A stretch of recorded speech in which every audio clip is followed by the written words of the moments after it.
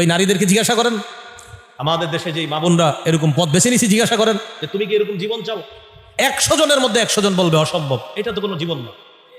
তারাই বলবে। তাহলে উচিত ছিল কি? তাদের সুন্দর সুস্থ একটা জীবনের ব্যবস্থা করে দেওয়া, এটা ছিল উচিত। উল্টা কি বললো? তাদের এই কর্মটাকে শ্রমিকের মর্যাদা দেওয়া। এটার দ্বারা উদ্দেশ্য কি তাদের? এটার দ্বারা উদ্দেশ্য আমাদের দেশের মেয়েদেরকে তারা এই দেহ ব্যবসায়ী বানানোর ষড়যন্ত্র চালাচ্ছে।